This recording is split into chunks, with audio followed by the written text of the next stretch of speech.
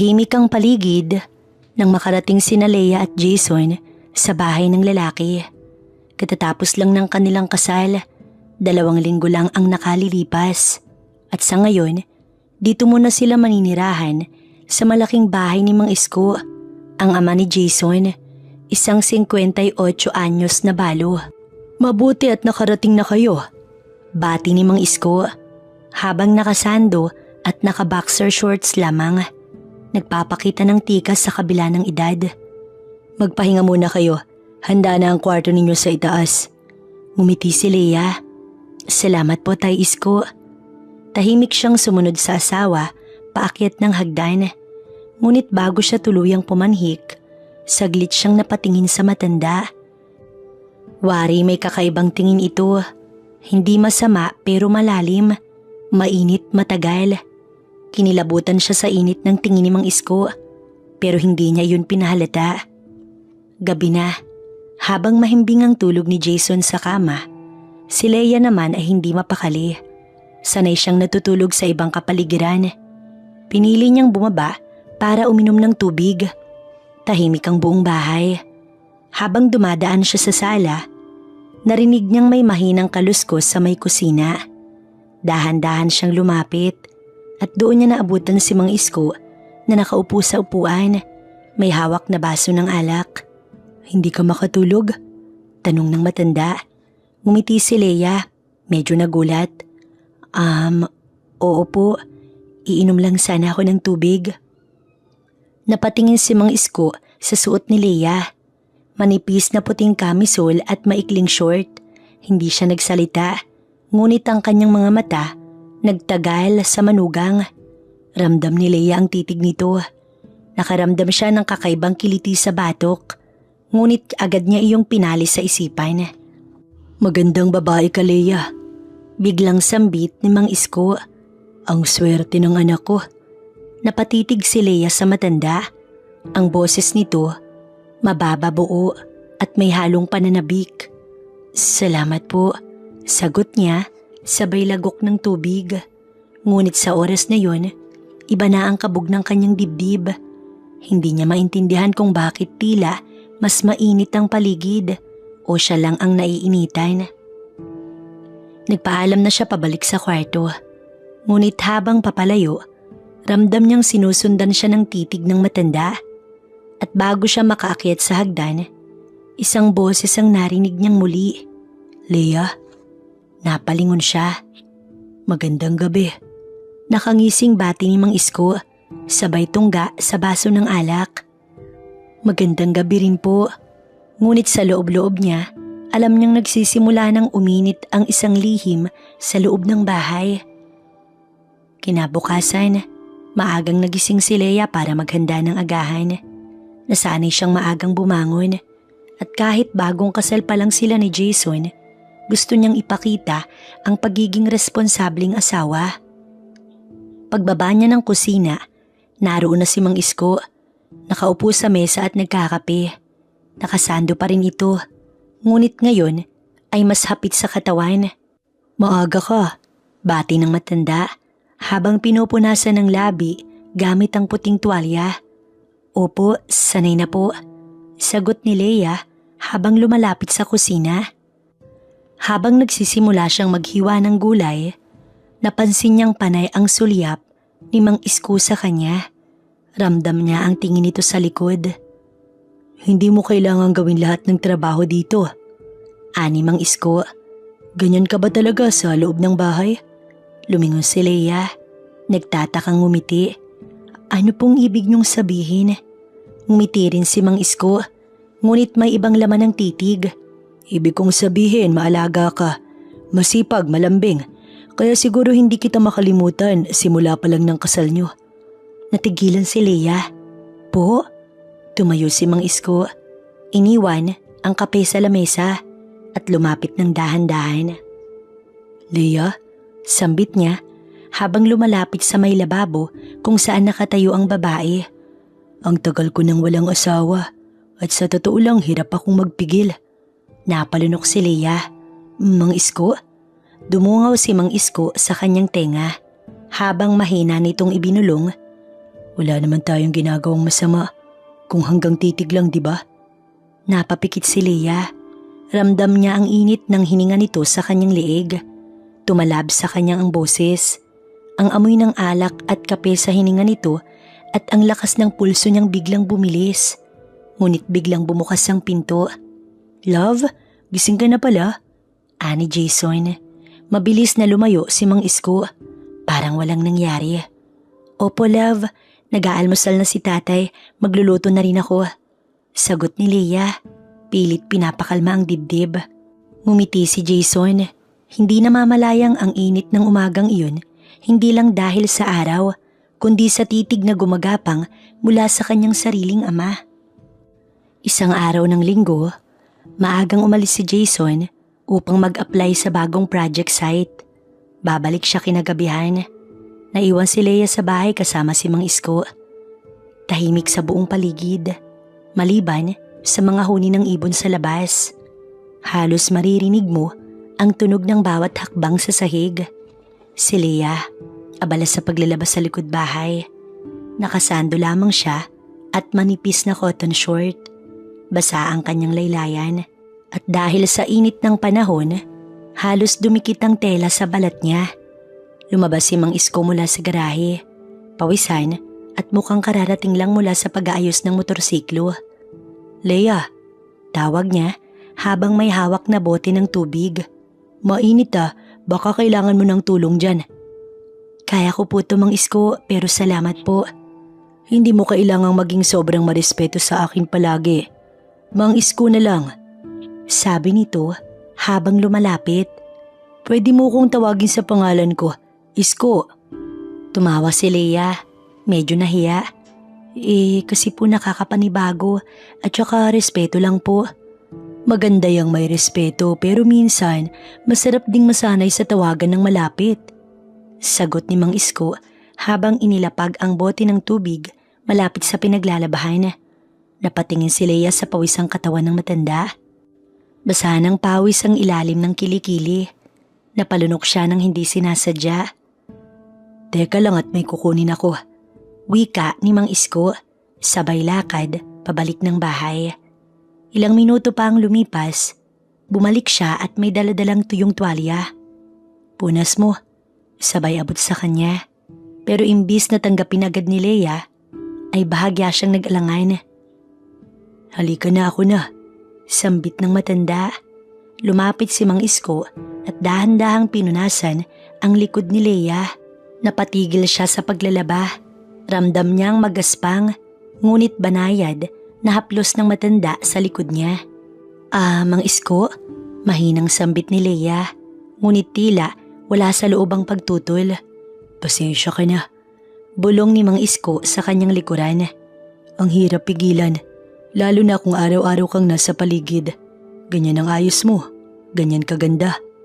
Hindi na nakasagot si Leia. Dahan-dahang lumapit ang labi ng matanda sa kanya. Nang maramdaman niyang dumikit ang mainit na halik sa kanyang balat, napaiktad siya pero hindi siya tumakbo. Hinayaan niya lamang. At sa gitna ng kumukulong init ng araw, ang init na namagitan sa kanilang dalawa ay mas matindi, mas mapusok, mas delikado. Kinabukasan, maaga na namang nagising si Leia. Pilit niyang binabaliwala ang nangyari kahapon. Ayaw niyang isipin ang pagdampi ng labi ni Mang Isko sa kanyang batok. At ang kilabot na dulot ng sariling kahinaan. Nagmamadali siyang bumaba upang maghanda ng almusal. Nasa kusina pa lamang siya nang marinig niyang bumukas ang pinto ng likuran. Si Mang Isko. Magandang umaga. Bati nito sabay upo sa lamesa. Napatingin si Leia. Hindi niya agad maiwasang titigan ang napakatikas na si Mang Isko. Nanginginig ang kanyang kamay habang hinahalo ang itlog sa kawali. Maaga kang nagising, sabi ni Mang Isko habang pinapanood siya. Oo, gusto ko lang po kayong maasikaso. Hindi mo kailangang laging magpakabait, Leia. Pero sa tuwing tinitingnan kita. Mang Isko? Putol ni Leia. Pilit pinipigilan ng sarili. May asawa na po ako. Alam ko, Pero sa tuwing napapatingin ako sa'yo, hindi ko makita si Jason. Ang nakikita ko isang napakagandang babae na kulang sa lambing. Lumapit siya kay Leia. Hindi ba't napapansin mong madalas wala si Jason? Palaging pagod, palaging abala. Ikaw nandito lang, walang kasama, walang nag-aalaga. Napahawak sa kanya si Mang Isko. Hindi na nakagalaw si Leia. Ramdam niyang tumitibok ng mabilis ang kanyang puso at ang kanyang katawan hindi na kayang magpanggap. Gusto mo nga akong magparamdam sa iyo, Leia? Walang sagot mula sa babae. Dahan-dahang lumapit ang mukha ng matanda sa kanya. Ngunit bago pa man ito makadampi, isang malakas na tunog ng motor ang narinig nila sa labas. Si Jason. Bulong ni Leia at mabilis na lumayo. Si Mang Isko ay ngumiti lang. Hindi pa tapos ang umagang ito. Mabilis na inayos ni Leia ang sarili habang papasok si Jason sa bahay. Walang kamalay-malay na may mabigat na tensyon na halos sumabog. Ilang segundo lang bago siya dumating. Lumipas ang ilang araw na parang walang nangyari. Pero sa bawat sulyap ni Leia kay Mang Isko, parang may gumuguhit na init sa kanyang balat. Tahimik ang lahat sa loob ng bahay. Ngunit sa ilalim ng katahimikan, may lihim na sigawan ng puso't damdamin niya. Isang gabi, bumuhos ang malakas na ulan. Walang kuryente. Nasa trabaho si Jason at hindi pa raw makakauwi. Naiwan si Leia sa bahay kasama si Mang Isko. Habang hawak ang kandila at nakaupo sa sala, narinig niyang bumaba ang matanda. Leia, hindi ka pa natutulog? Tanong ni Mang Isko habang may dalang maliit na kumot. Nag-aalala lang po ako kay Jason tsaka ang lakas po ng ulan. Sagot ni Leia habang marahang niyuyugyug ang binti mula sa lamig. Halika rito. Anyaya ni Mang Isko sabay abot ng kumot. Lalamigin ka, malakas ang ulan. Mas mabuting may karamay kahit sa katahimikan. Umupo si Mang Isko sa tabi niya. Magkalapit sila. Magkadikit halos ang kanilang balikat. Tahimik, tanging tunog ng ulan at mahihinang kulog ang naririnig. Alam mo ba, Leia? Bulong ng matanda. Tuwing gabi, ikaw ang iniisip ko. Hindi dahil asawa ka ng anak ko, kundi dahil may kakaiba kang dating. Tahimik, maalaga at napakaganda. Napatingin si Leia sa kanya. Sa liwanag ng kandila, tila mas bumabaw ang tingin ni Mang Isko na parang humihingi ng pahintulot. Mang Isko, sana po wag niyo nang iparamdam yan. Mali po. Mahina niyang tugon pero hindi siya lumayo. Hinawakan ni Mang Isko ang kamay niya. Mainit, magaspang, ngunit may banayad na haplos na tila hinahanap ang kanyang palad. Ang kanyang katawan ay nanatiling nakaupo. Hindi niya tinanggal ang kamay. Hindi siya tumanggi. Nagsalubong ang kanilang paningin. Tumigil ang mundo. Walang halik, walang yakap. At sa gabing yun, habang patuloy ang buhos ng ulan sa labas, isang maselang lihim ang unti-unting umuusbong sa katahimikan ng loob ng bahay. Kinabukasan, tila walang nangyari. Ngunit sa bawat sulyap ni Leia at Mang Isko sa isa't isa, may hindi na mabuburang tanda. Isang lihim na hindi na maitatanggi. Habang nag-aalmusal sila ni Jason, tahimik si Leia. Panay naman ang kwento ni Jason tungkol sa trabaho. Hindi na mamalayang ang dalawang pinakamalapit sa kanya may iniiwasang tinginan. Pagkaalis ni Jason para pumasok sa site, naiwan ulit ang dalawa sa bahay. Leia, may ibababa akong lumang kahon sa attic. Baka pwede mo kong tulungan. Tanong ni Mang Isko habang nasa paanan ng hagdan. Oho, agad na tugon ni Leia. Magkasunod silang umakyat sa attic. Makinis ang kahoy, makipot ang daanan, at sa tuwing dadaan si Leia, nararamdaman niyang nasa likuran lamang si Mang Isko. Halos dikit ang hininga sa kanyang batok. Pagkapasok nila, amoy alikabok at lumang kahoy ang bumungad. Maliit ang espasyo. Habang nakayuko si Leia para tignan ng kahon, napapalapit si Mang Isko sa likuran niya. Hindi sila nag-uusap, pero pareho nilang nararamdaman ang tensyon sa pagitan. Leia, bulong ni Mang Isko habang nakatayo. Ilang gabi na akong hindi mapakali. Yung gabi ng bagyo hindi ko makalimutan. Huwag na po natin yung balikan. Mahinang sagot ni Leia pero hindi siya lumayo. Hindi rin siya tumingin. Dahan-dahan siyang hinawakan ni Mang Isko. Hindi kita pipilitin, Leia. Pero kung nararamdaman mo rin ang nararamdaman ko kahit saglit lang, kahit isang sandali lang, gusto kong malaman. Tahimik, ngunit may isang marahang paglingon mula kay Leia. Isang titig na matagal nilang iniiwasan. Hindi pa rin sila nagkalapit ng labi. Hindi pa rin sila naglapat. Ngunit sa titig na yon, parang higit pa ang nangyari. Nagkalapit ang mukha nila. Halos magdikit ang ilong. Ngunit kapwa natigil. Humihinga ng malalim. Nanginginig sa paghahangad at sa takot. Hanggang sa marinig nila ang tunog ng motor sa labas. Si Jason. Mabilis silang naghiwalay ng tingin. Bumaba na tila walang nangyari. Ngunit alam nilang pareho. May lihim nang nabuo. Lihim na hindi basta mabubura. Kahit ilang ulit pang sabihing mali. Makalipas ang ilang araw, halos hindi na makatingin ng diretso si Leia kay Mang Isko. Kapag naroon si Jason, parang napakalayo ng agwat ng tingin nila. Pero sa tuwing silang dalawa lang ang naiiwan, tumitindi ang tensyon sa bawat segundo. Gabi, katatapos lang kumain ni Jason. Nakaalis na siya muli para sa panggabing duty. Naiwan si Leia sa kwarto. Paliligo na sana siya nang biglang may kumatok. Leia, ako to. May naiwan akong toolkit sa banyo. Pwede ko bang kunin? Medyo nagulat si Leia, pero saglit lang siyang nagpalit ng duster bago binuksan ng pinto. Oho, andun po sa ilalim ng lababo.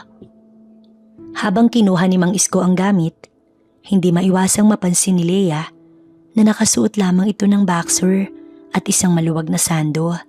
Pawisan at halatang kagagaling sa pag-aayos ng motor. Nang palabas na ito ng banyo, nagtagpo ang kanilang mga mata. Walang salita, ngunit ang hangin sa pagitan nila ay tila mas mainit pa kaysa sa hininga ng gabi. Napakapit si Leia sa hawakan ng pinto, pilit pinipigilan ng sarili. Si Mang Isko naman, tahimik ngunit tila lumalapit lang ang katawan. Unti-unting sinusubok ang hangganan. Leia, gabi-gabi hindi ako mapalagay. Bawat galaw mo nakatatak sa isip ko. Hindi agad nakasagot si Leia. Nakatayo lang siya sa tabi ng pintuan. Pilit na kalmado, ngunit nanginginig ang mga daliri. Bakit hindi mo ko nilalayuan? Tanong niya. Dahil hindi ko kayang baliwalain ang nararamdaman ko. Sagot ni Mang Isko. Sandaling katahimikan. Sa labas ay may kahol ng aso. Umiihip ang malamig na hangin. Pero ang pagitan nila ay tila apoy. Hindi sila naglapat ng labi. Ngunit muli, nagtagpo ang kanilang mga mata. Matagal, malalim. At sa gabing yun, hindi halik ang naging kasalanan nila, kundi ang matagal na titigan sa dilim na parehong alam nilang hindi na nila mababawi. Lumipas sa mga araw, walang salitang namamagitan kina Leia at Mang Isko kapag may ibang tao, lalo na kapag naroon si Jason. Ngunit sa bawat sulyap, bawat sadyang paglapit, bawat simpleng pagdampi ng daliri sa mesa, alam niyang may damdaming pilit tinatago. Isang hapon, habang nasa likod bahay si Leia, nagdidilig ng mga halaman, lumapit si Mang Isko. Nakasuot ito ng simpleng puting sando at may hawak na lamayong nyog. Galing daw iyon sa bukid. Leia, gusto mong tikman to? Malamig tong sabaw. Alok ng matanda. Sabay abot ng baso. Tinanggap iyon ni Leia. Kahit nanginginig ang mga daliri, ramdam niyang sinadyang hawakan ni Mang Isko ang kanyang kamay kahit kaunting segundo lamang. Salamat po, mahina niyang sabi. Napakabait mo, Leia, at napakaswerte ni Jason sa'yo. Pero minsan iniisip ko, alam ba niya kung gaano ka kahalaga? Hindi nakaimik si Leia. Tumango lang siya pero kita sa mga mata niya ang pag-aalinlangan. Minsan, hindi rin siya sigurado kung nararamdaman pa ba siya ni Jason gaya ng dati. Lumapit si Mang Isko. Ako araw-araw kitang nakikita. Lahat ng galaw mo, yung paraan ng pagngiti mo kahit pagod, yung katahimikan mo. Alam mong hindi kita dapat tignan ng ganito pero… Mang Isko, wag. Hindi natuloy ang sasabihin niya. Bumilis ang tibok ng kanyang puso. Napapikit siya. Pilit nilalabanan ang damdaming gumagapang sa kanyang dibdib. Humakbang palayo si Mang Isko. Pasensya ka na, Leia. Hindi ako perpekto pero ang totoo, araw-araw akong bumabangon dahil lang sa'yo. At sa unang pagkakataon, hindi siya lumingon para tumingin pa. Umalis si Mang Isko at iniwan siyang nakatayo. Hawak pa rin ang malamig na baso ng sabaw ng niyog, habang ang puso niya'y mainit na tinataga ng isang damdaming bawal pero buhay. Tahimik ang buong bahay. Wala si Jason. Na-assign sa night shift na baka raw kinabukasan na makauwi. Si Leia mag-isa sa sala. Nagkukumpuni ng mga gamit habang nakasindi ang maliit na lampara. Gabi ng Biyernes. Mula sa labas, maririnig ang kuliglig at ang banayad na hangin. Biglang bumukas ang pintuan sa likod. Pumasok si Mang Isko. May dalang mantika at itlog galing sa labas. Napatingin si Leia. Leia, baka magutom ka mamaya. Magluluto ako ng simpleng pansit. Salamat ho. Sagot niya habang marahang nag-aayos ng mesa. Habang nagluluto si Mang Isko sa kusina, hindi maiwasang mapatingin si Leia sa likod ng matanda. Ang bawat kilos nito ay pamilyar. Subalit ngayon, bawat galaw ay may kaakibat na pakahulugan. Mula sa pagkaskas ng kawali hanggang sa paghaplos ng tuwalya sa kanyang batok, lahat ay tila mas mabagal, mas banayad. Nang matapos silang kumain, sabay nilang inayos ang mesa. At nang sabay silang yumuko upang pulutin ang isang nahulog na kutsara, nagtagpo ang kanilang mga mata. Hindi sila gumalaw, hindi sila umiwas. Leia, bulong ni Mang Isko, mahina ngunit matalim. Bakit hindi mo ko tinataboy? Hindi agad nakasagot si Leia, ngunit sa huli, bumulong siya at halos hindi naririnig. Dahil hindi ko na rin kayang itanggi na may nararamdaman na ako. Tahimik, matagal. Sa unti-unting humakbang si Mang Isko palapit. Walang halik, walang haplos. Pero ang bawat pulgada ng pagitan nila, tila binubura ng init ng damdamin. Alam kong mali at alam kong ay masasaktan, pero sa bawat araw na lumilipas, ikaw lang ang laman ng isip ko, Leia. Napatulo ang luha ni Leia, pero hindi niya iniwas ang muka. At sa tuwing tinititigan mo ko ng ganyan, para akong hinihila sa isang kasalanang hindi ko kayang layuan. Hindi sila naglapit pa. Pero sa gabing yun, walang salita ang kailangang idagdag sapagkat ang pag-amin ng damdamin ay mas matapang kaysa sa pag-angkin. At sa katahimikan ng gabing yun, tuluyang nabuo ang isang lihim na relasyon, hindi pa sa katawan kundi sa puso. Mula noong gabing yun, tila hindi na sila muling naging katulad ng dati. Tahimik pa rin kapag may ibang tao, walang halatang kilos, walang palitan ng salita. Pero sa bawat padaan sa isa't isa, may kuryenteng gumuguhit sa balat nila. Sa bawat mahigpit na paghawak sa tasa at sa bawat pagbagsak ng tingin, sa bawat buntong hininga, naroon ang lihim. Isang umaga, habang naglalabas si Leia sa likod bahay, lumapit si Mang Isko para magpaalam. Leia, pupunta lang ako sa bayan. May bibilhin akong piyesa sa motor. Gusto mong sumama? Saglit lang naman. Baka pagbalik natin nandito ho si Jason. Maaga pa, balik tayo bago magtanghali. Sandaling nag-isip si Leia, ngunit sa huli, tumango rin siya.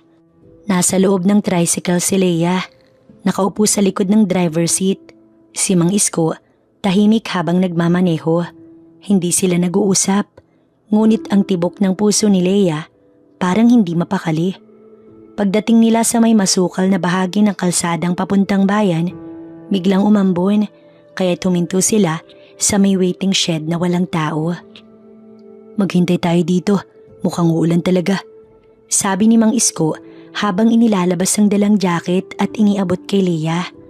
Salamat ho, sabi ni Leia habang sinusukbit ang jacket at pilit pinapakalma ang sarili. Tahimik silang nakaupo. Pero nang nagsimulang bumuhos ang ulan, biglang lumamig ang hangin. Napatingin si Leia sa matanda. Natatakot ho ako minsan, Mang Isko. Parang habang tumatagal, mas lalo akong nahuhulog. Napatigil si Mang Isko. Tumingin sa kanya't napalapit. Leia, ako rin, hindi ko rin to ginusto pero araw-araw gusto kitang protektahan. Hanggang kailan pa tayo makakapagtago? Tanong ni Leia. Nanginginig ang tinig. Hanggang kailan mo ko kayang mahalin ng lihim? Saglit na katahimikan.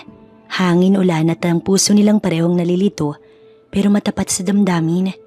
Walang halik, walang yakap. Ngunit sa ilalim ng waiting shed na yun, pareho nilang alam ang nararamdaman nila higit pa sa tukso. Isa na itong pagmamahal na bawal ngunit totoo.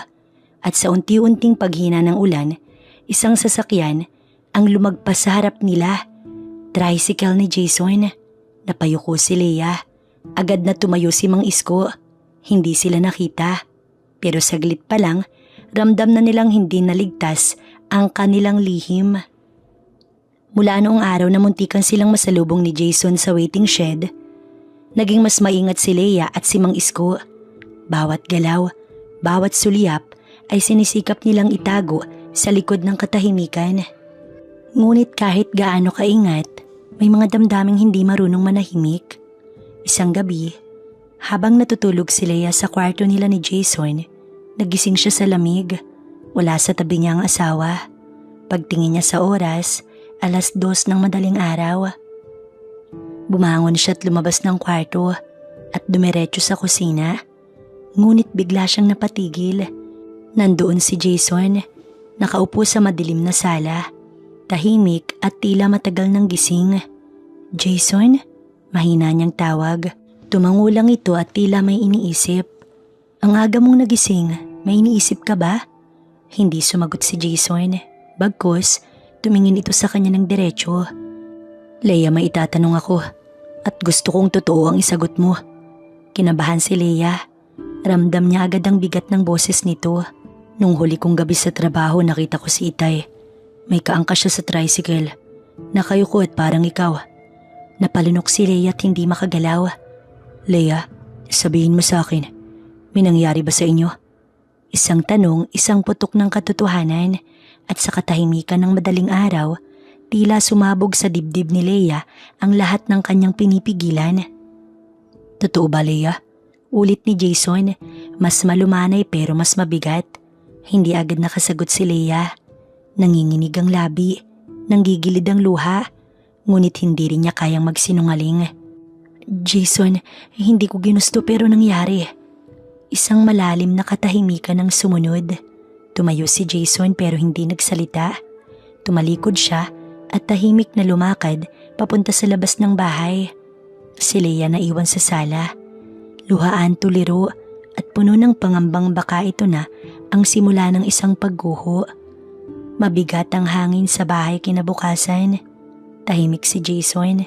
Hindi na bumalik sa kwarto matapos ang gabing yun. Sa halip sa upuan sa labas siya nakatulog o baka hindi nga talaga siya nakatulog. Si Leia nakamasid mula sa bintana. Namumugto ang mata. Nanginginig ang mga daliri habang pinipilit pa ring maghanda ng almusal na alam niyang hindi niya kakainin. Nang bumukas ang pinto, pumasok si Jason. Diretsyong tumingin sa kanya. Wala nang galit sa mata nito, mas nakakatakot, tahimik at sobrang tahimik. Wala akong balak manigaw, wala rin akong balak manakit. Tumango si Leia, kahit hindi niya maitaas ang ulo. Nanginginig ang tinig niya. Jason, nagsisisi ako, mahal kita. Alam ko mali ang lahat. Hindi ko kailangan ng paliwanag. Ang kailangan ko panahon para intindihin kung paano nagawa ng 2 taong mahal ko na sirain ang tiwala ko. Tumalikod ito at nagsimulang mag-impake ng ilang gamit. Jason, saan ka pupunta? Babalik ako sa bayan. Manunuluyan muna ako sa apartment ni Kuya Marco.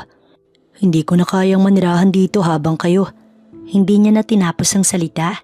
Sa halip, lumabas na lamang ito dala ang isang duffel bag at ang bigat ng pagkabigo. Naiwan si Leia. Nakaluhod sa gitna ng sala. Hindi alam kung paano magpapatuloy. Sa kabilang banda, dumating si Mang Isko ng hapon na iyon. Hindi niya agad napansin ang katahimikan sa paligid hanggang sa makita niya si Leia sa kusina, hindi kumikibo. Asan si Jason? Umalis na. Sagot ni Leia, tuyo ang boses. Alam na niya. Tumigil si Mang Isko, dahan-dahang naupo sa bangko. Leia, ako naman ang may kasalanan. Ako ang matanda. Ako ang dapat umiwas. Ako ang dapat may lakas ng loob para pigilin ito. Pareho tayong may pagkukulang. Pero paano na ngayon? Tugon ni Leia. Nagtagpo ang mata nila. Wala nang sigla ang kanilang mga titig. Sa wakas, naramdaman nilang ang damdaming pilit pinanindigan ay may halaga nga pero may kabayaran ding napakasakit. At sa katahimikan ng dapit hapon, unti-unti na ring bumagsak ang isa pang haligi. Ang ilusyong maaari silang magmahal nang hindi nasasaktan ng iba. Makalipas ang ilang araw, tahimik ang buong bahay. Wala si Jason, wala ring bumibisita.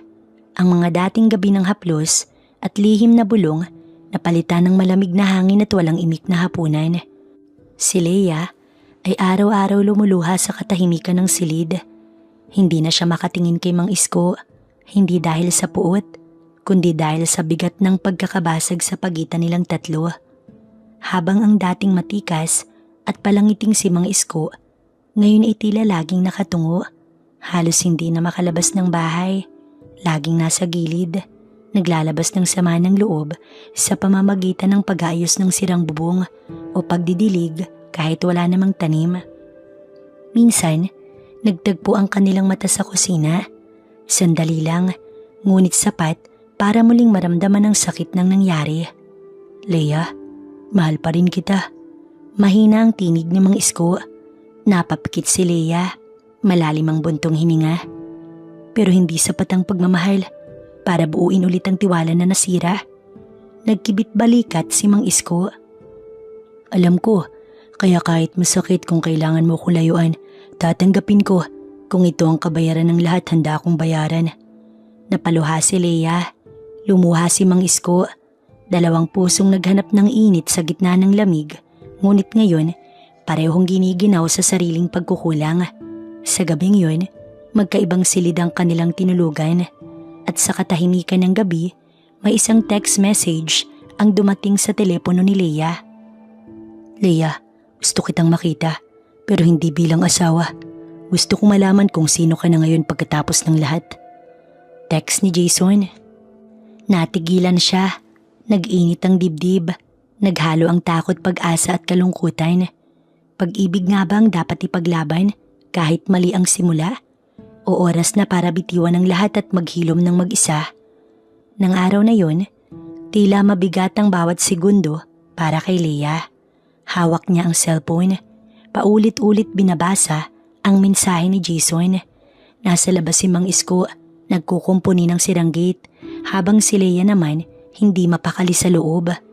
Sa bandang 3:00 ng hapon, nagpasya siyang harapin ang alok ni Jason. Isang lugar sa may parke sa bayan ng tagpuan. Hindi formal, pero sapat na para magkausap sila nang hindi nakalublob sa alaala ng kanilang bahay. Suot ni Leia ang pinakasimpleng duster na meron siya. Walang kolorete sa muka, walang pagpapanggap. Nang dumating siya sa park, nandoon na si Jason. Nakaupo sa isang bench. Tahimik na pinagmamasdan ang mga batang naglalaro sa damuhan. Tumabi si Leia dahan-dahan. Hindi agad nagsalita, ni hindi sila agad nagkatitigan. Salamat sa pagpunta, ani Jason. Salamat sa mensahe, sagot naman ni Leia. Sandaling katahimikan. May gusto akong itanong. Sa lahat ng nangyari, minahal mo ba talaga ako? Napatitig si Leia at napalunok. Oo Jason, minahal kita hanggang ngayon. Mahal pa rin kita pero nasira ko yun. Dahil hinayaan kong madala ko ng kahinaan. Bakit siya pa? Tanong ni Jason ng diretsahan. Sa dinami-dami ng tao, bakit siya pa? Hindi agad nakasagot si Leia. Ngunit sa huli, dahan-dahan siyang huminga at nagsalita. Dahil sa mga panahong pakiramdam ko wala akong halaga, siya ang unang taong tumingin sa akin, hindi bilang asawa mo kundi bilang ako. Sa paningin niya, babae akong may saysay. Nakapikit si Jason habang tila pinipigilan ng luha. Alam mo bang hindi galit ang pinakamasakit na nararamdaman ko? Kundi yung pakiramdam na ako pala ang huling nakaalam at yung pagmamahal ko sa inyo pareho, ginawang panlilin lang. Napaluha si Leia. Hindi ko inaasahang mapapatawad mo ko, pero kahit paano sana, mapatahimik mo ang puso mo balang araw. Tumango si Jason, tumayo, tumitig sa kanya ng huling pagkakataon. Hindi ko alam kung anong mangyayari bukas, pero ngayong araw, pipiliin kong lumayo, hindi dahil hindi na kita mahal, kundi dahil kailangan ko munang mahalin ang sarili ko. Sa pagtalikod ni Jason, ramdam ni Leia ang tila pagkalagot ng isang sinulid na matagal nilang pinilit panatilihing buo. Hindi pa ito ang wakas, pero ito na ang simula ng tunay na paghilom. Makaraan ng 3 buwan, mula nang muling magharap sina Leia at Jason, tahimik ang buhay sa baryo. Hindi na bumalik si Jason sa bahay. Nabalitaan na lang ni Mang Isko na lumipat ito ng trabaho sa Maynila, malayo sa kanila, malayo sa alaala. Samantala si Leia, nanatiling tahimik, hindi niya na kinausap si Mang Isko matapos ang tagpong yun. Hindi dahil sa puot, kundi dahil sa desisyong piliin ang paghilom sa katahimikan. Ngunit isang umaga, habang siya'y nagluluto ng almusal, may sumakit sa kanyang tiyan. Mahina noong una pero napapalakas. Sumama rin ang kanyang pakiramdam. Dinala siya ng kapitbahay sa klinika. Pagkalipas ng ilang oras, lumabas ang resulta. Buntis siya. Hindi niya kailangang tanungin kung kanino.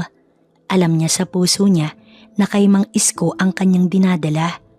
Pinag-isipan niya ang lahat, ang kahihiyan, ang posibleng galit ng anak nito, ang sarili niyang kahihiyan. Nang gabing yun, lumapit siya kay Mang Isko. Nakaupo ito sa likod ng bahay, tahimik na nagsisiga ng tuyong dahon. Mang Isko? Napalingon si Mang Isko at sa unang pagkakataon, nakita ni Leia ang tila pagtanda sa kanyang mga mata. Hindi lang dahil sa edad, kundi dahil sa bigat ng konsensya. May sasabihin ako. Buntis ako. Nanlaki ang mata ni Mang Isko. Hindi agad nakapagsalita, ngunit hindi galit ang unang lumabas sa kanyang bibig, kundi isang buntong hininga. Ikaw ba'y galit? Tanong ni Leia. Umiling si Mang Isko. Hindi ko kayang magalit sa batang hindi pa man biktima na ng kasalanang ako ang may malaking bahagi. Tahimik. Dumapo ang gabing malamig ngunit tahimik. Walang galit, walang sigawan. Anong balak mo? Pananagutan ko, hindi bilang kasintahan mo, kundi bilang ama sa batang to. Hindi ko nauulitin ang maling damdamin natin, pero hindi ko iiwan ang bungang ito. Tumango si Leia.